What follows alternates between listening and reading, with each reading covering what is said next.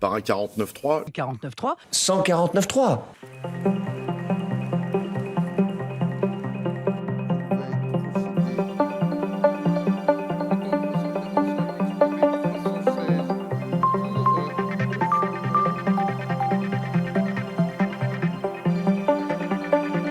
Notre objectif, c'est de bâtir une majorité au Parlement non, mais l'objectif, pour voter ce texte. Je comprends. Je pense, je vous réponds le plus précisément possible, que c'est faisable. Notre objectif depuis le début, c'est de faire adopter ce texte et de le faire adopter 149.3.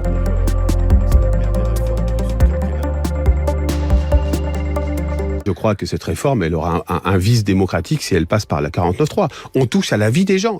On parle pas d'un fait politique, on parle d'une réalité sociale, d'un fait social.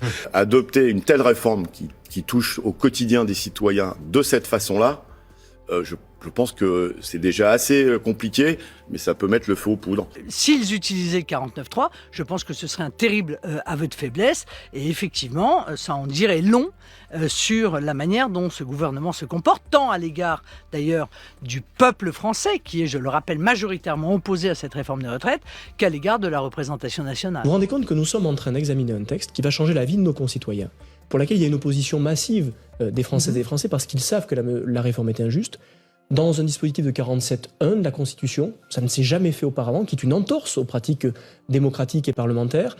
On nous dit qu'on pourrait atterrir sur un 49.3, il n'y a pas eu de vote à l'Assemblée nationale. Et lorsque il y en aura nous peut-être posons un au des questions, Sénat, on ne sait pas. Et non, on n'en est même pas certain encore. On s'habitue progressivement à un mode ultra dégradé de notre démocratie. Je pense que le gouvernement aurait intérêt à ne absolument pas passer en 49.3. Et puis surtout, il y a un moment donné, il n'y a pas de honte à dire, on entend... Le gouvernement devrait se dire, nous n'avons pas la majorité absolue à l'Assemblée nationale, c'est une première depuis 1958, sauf les 4 voix qui manquaient à Rocard. Mais enfin, en tout cas, dans ces proportions-là, c'est une première.